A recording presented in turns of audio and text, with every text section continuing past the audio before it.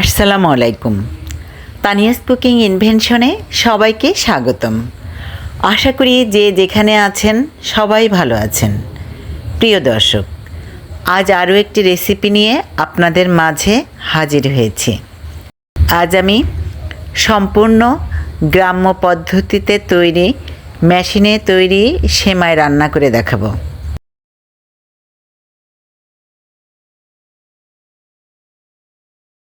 তো প্রিয় দর্শক, আমার সাথেই থাকুন আর দেখে নিন আমি কিভাবে মেশিনের মোটা সেমাই রান্না করি।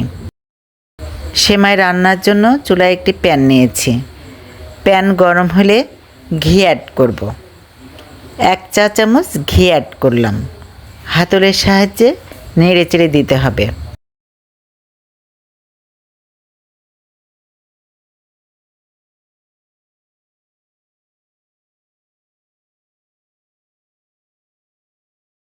ঘি মেল্ট হলে চীনাবাদাম অ্যাড করে ভেজে নেব। চুলা লো ফ্লেমে রেখে হাতলের সাহায্যে নাড়াচাড়া করে 2 মিনিট ভেজে নিতে হবে।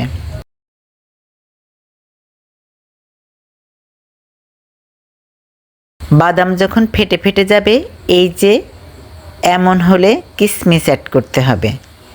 এবার হাতলের সাহায্যে নাড়াচাড়া করে 1 মিনিট ভেজে নেব।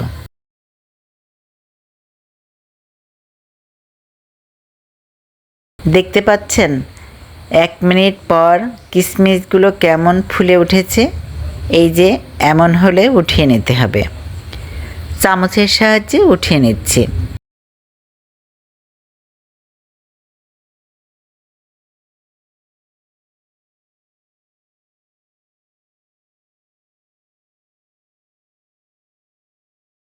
কিশমিশ উঠিয়ে নিয়ে ওই একই ঘিয়ে কয়েক খণ্ড দারুচিনি ও 4টি এলাচ অ্যাড করলাম। 1.5 মিনিট নাড়াচাড়া করে ভেজে নেব। 1.5 মিনিট পর দুধ অ্যাড করব। এই সেমাইয়ে দুধ একটু বেশি লাগে।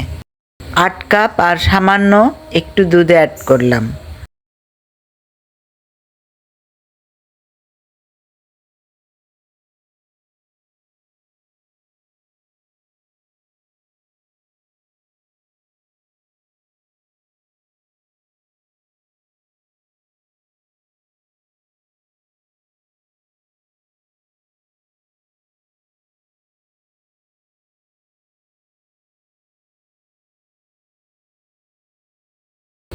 এখন হাতলের সাহায্যে নাড়াচাড়া করে জাল করে নেব।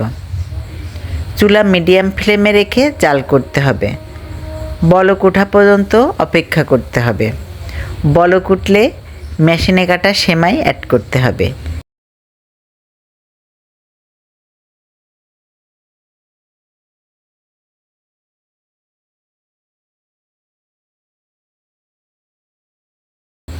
এই যে সেমাই অ্যাড করছি।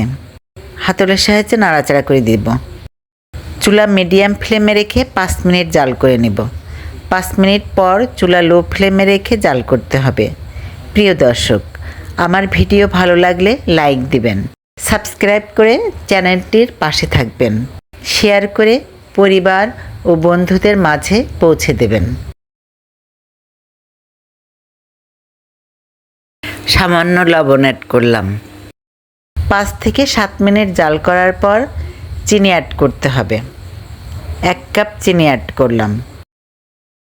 আবারও হাতলের সাহায্যে নাড়াচাড়া করে দিতে হবে। এবার 1/4 কাপ খেজুরের গুড় অ্যাড করলাম। আপনারা শুধু চিনি দিয়েও রান্না করতে পারেন বা শুধু গুড় দিয়েও রান্না করতে পারেন। চিনি ও গুড় দুটোই অ্যাড করে রান্না করলে আমার কাছে বেশি ভালো লাগে।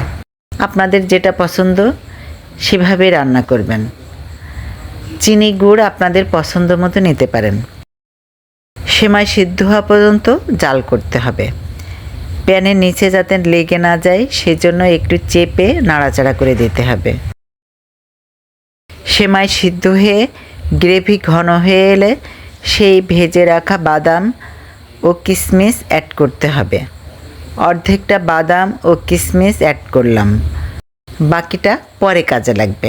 হাতলের সাহায্যে নাড়াচাড়া করে দিতে হবে।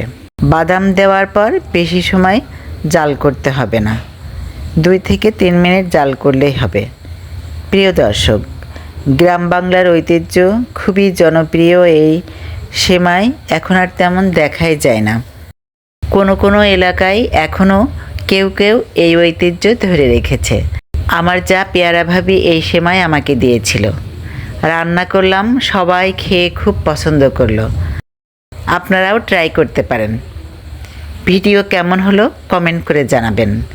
সবাই ভালো থাকবেন, সুস্থ থাকবেন। আল্লাহ হাফেজ।